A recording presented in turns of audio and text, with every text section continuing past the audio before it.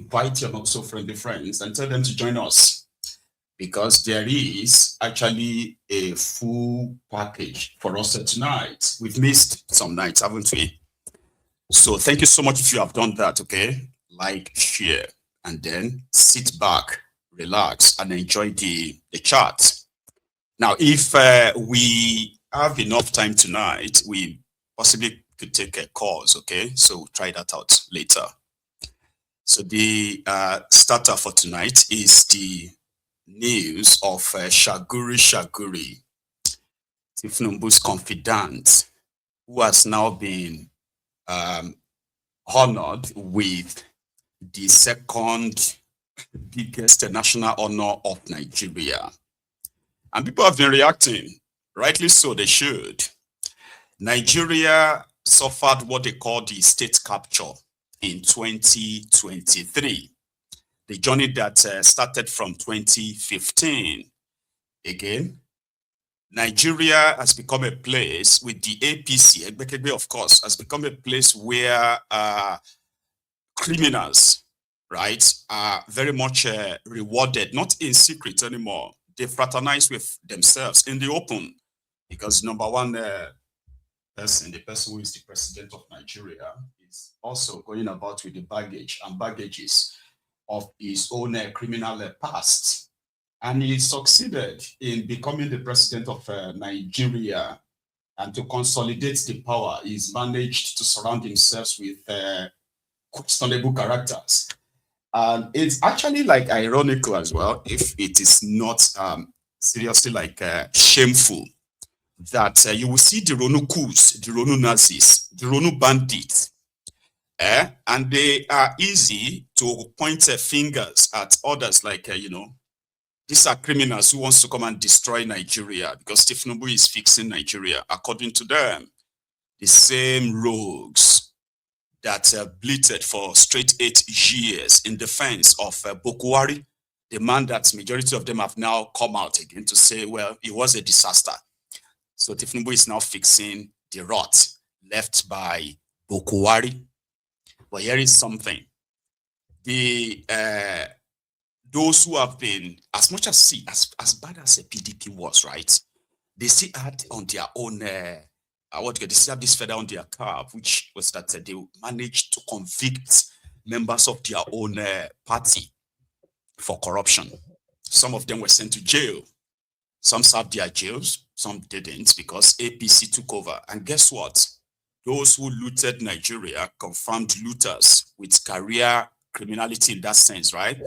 Have been very much rewarded by Tinubu, and not just that too. Starting from Bokwari, they've been pardoning those who have looted and stolen from Nigerians. All you need to do is to just join their political party. Join them. Once you did, then forget about what anyone will say again. Just fraternize with them like they are doing so shamelessly. Now, to those of you who possibly do not really know the story of GILBERT Chagoury, he's a Lebanese and he's kind of partly Nigerian too. The Lebanese that came to Nigeria in the 80s is one of them. He raised his family in Nigeria, by the way. Some of his children were born in Nigeria. But guess what? He's meant to be a Lebanese businessman. But he is not like every other Lebanese that have become Nigerians or that have lived in Nigeria, past or present and all that. Is different. Chagoury is a high flyer. He was in bed with Abacha. Sonny Abacha is believed, or the government of Abacha is believed to have plundered and looted more than 200 billion US dollars of Nigerians' crude oil money. So at the time when Abacha became that dictator in 1990, between 1993 and 1998, he had this very good friend. His name is Chagoury.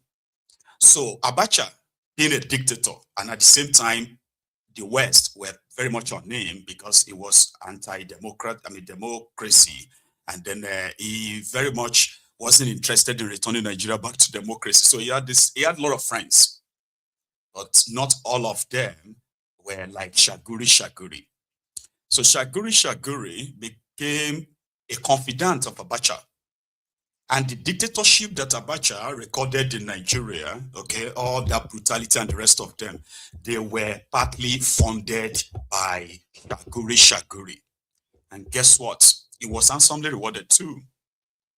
He managed to make billions of dollars, make away with billions of dollars of Nigeria's money, right? And when Abacha died, the first thing Chagoury did, Gilbert Chagoury did, was to try to close some of his businesses in Nigeria. And he moved his family out of Nigeria straight away. And he became a part fugitive. So when exposure on Abacha's loot and Abacha's friends who made away with Nigeria's money. Now, let me explain that. How did they end up with Nigeria's money?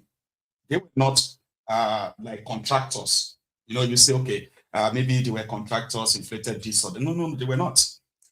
When Nigeria was under serious sanction, Abacha government was under serious sanction from all over the world at the time, he could only trust just few allies. And what did they do? They were the ones who were guaranteeing that since the rest of the world won't trade with Abacha, so they became the middlemen. So Nigeria's crude oil was almost like rejected by the West at the time. So nobody should transact with Nigeria's crude oil during Abacha's time. So Bagudu, I'm just mentioning two names now, okay? Bagudu, as well as this Chagoury, they overseen the transactions of that time, and the remittance of such money were never remitted to Nigeria.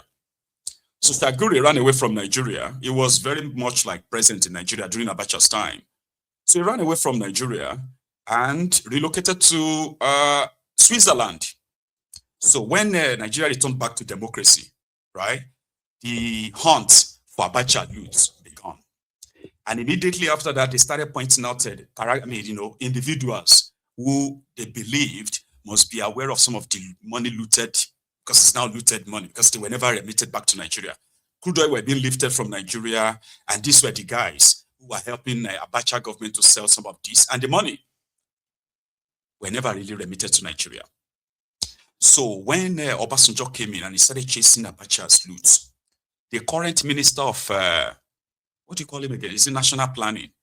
What's that guy's name? Bagudu, Abubakar Bagudu. He was also very much one of the bagmen of Abacha at the time. So Obasanjo tracked him. They were able to see over $1 billion from him. And he kind of like had to cut a deal with Nigeria. So that guy who was supposed to be in jail later became governor of Kebbi State. Today he is a minister under Tinubu. While Abacha was supposedly hunting the democratic campaigners at the time, like Tinubu, Nadeko, we didn't know that it wasn't about Abacha being a dictator, so to say. It was pretty much about power, what do you call it? It's like a power hunt, so to say, right? So they were still very much, some of them were still in bed with Abacha.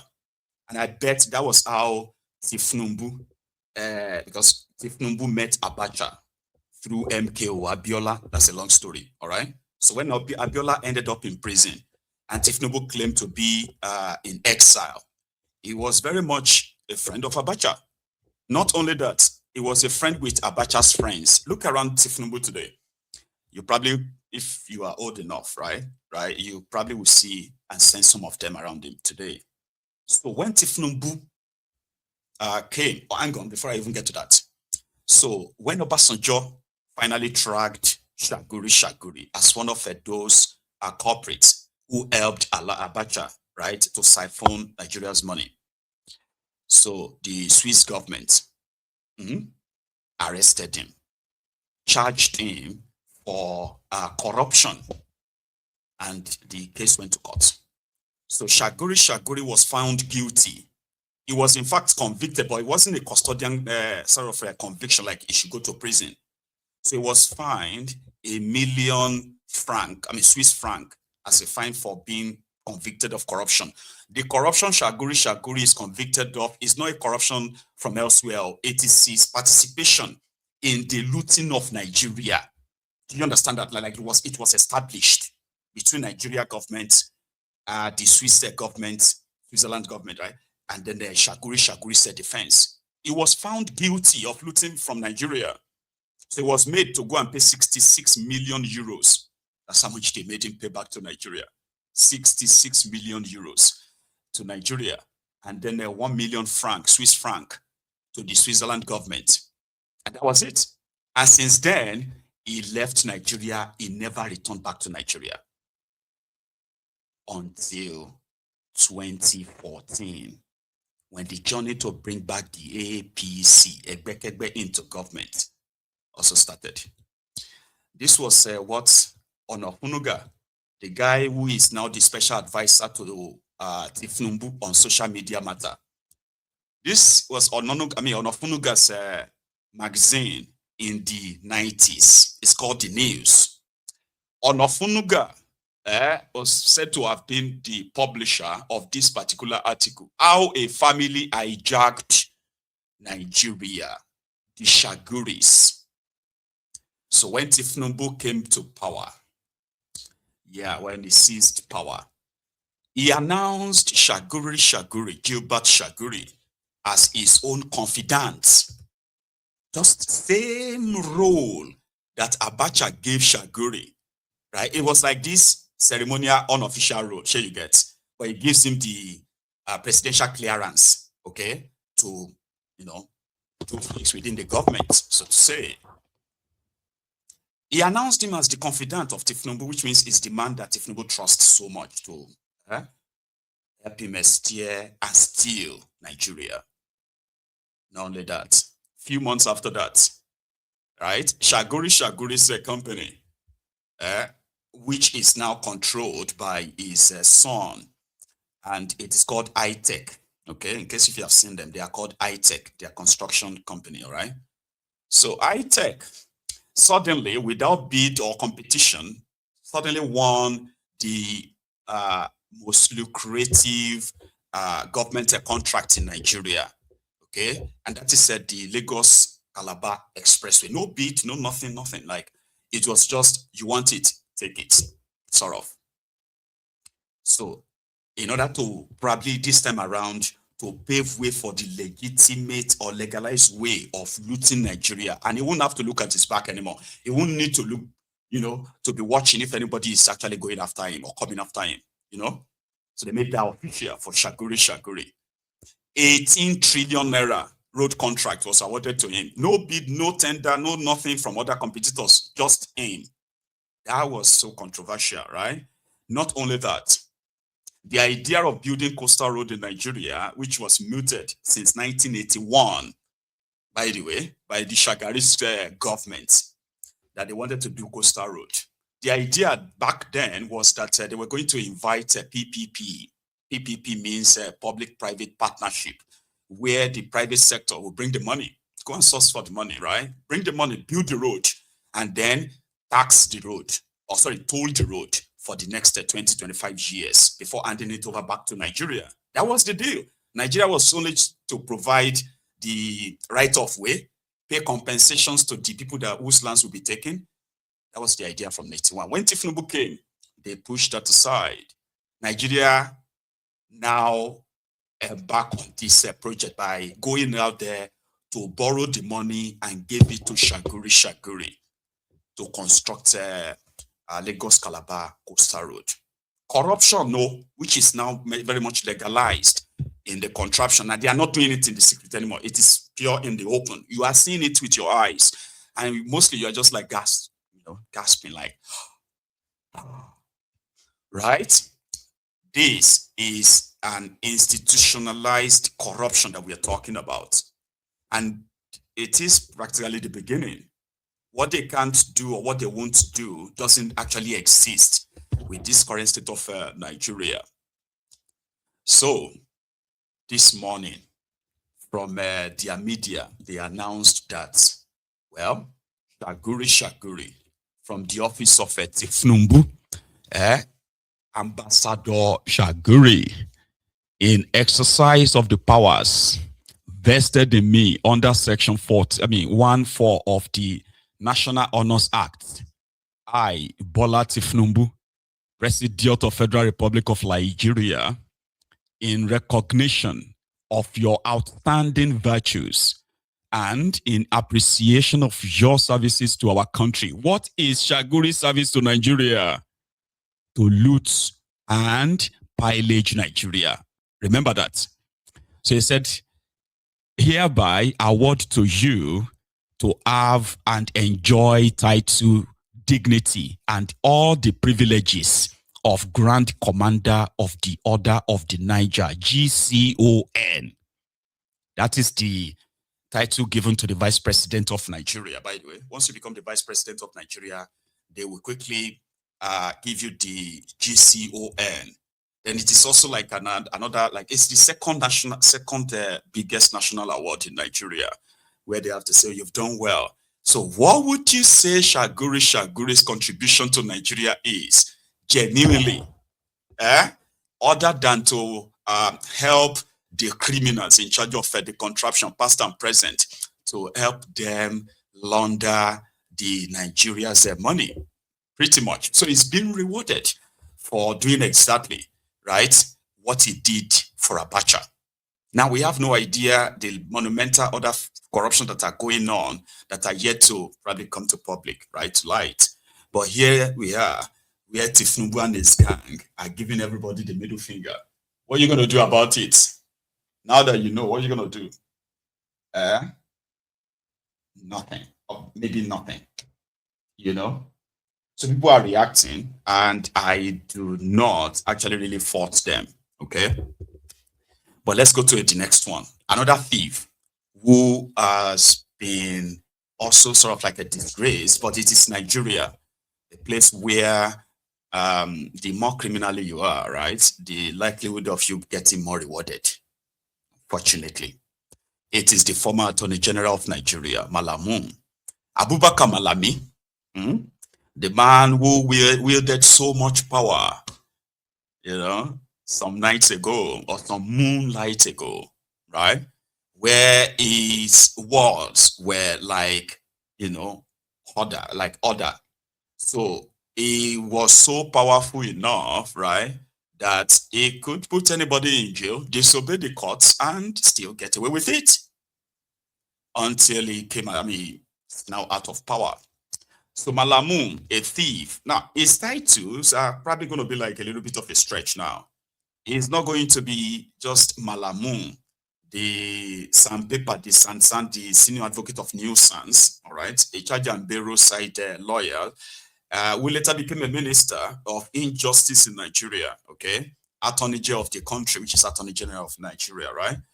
And now the same people that they work together in depleting Nigeria, right, are now telling us that this guy is a crook. Listen, not only that he is a what do you call habitual sort of like a thief, somebody who just steal even when they don't need it. This guy, from his own loot, they've been able to trace the properties, 52 properties in different parts of Nigeria, northern Nigeria and Abuja, by the way. So different properties, 52 of them, valued at over 250 billion naira. You get that? Now, this same guy, they've also traced over 40 bank accounts to him, littered with over 300 billion naira. I'm giving you these round figures because they're like very, very stretched, all right? So now, the court who sent him to prison, court said, remanded him in prison, temporarily forfeited his properties, his accounts and stuff like that. Although he's managed to deny that the money or the accounts were not his, okay? That the money, whatever money they found there, they are not his. However, on the other side, he's fighting to get all those stuff taken from him returned while the case continues. But again, it is just for a show. If you probably want to ask me to be honest, it's a show, but for the record, this is Nigeria, by the way, all right? So Malami has also been accused of gun running. He's been accused of sponsoring terrorism. He's been accused of shielding terrorists. All the crimes that, if you compile them, means that this person hurts Nigeria, hurt Nigerians. And the worst place in hell or the worst place in your prison can be kept for people like this, but not in Nigeria. You have to still so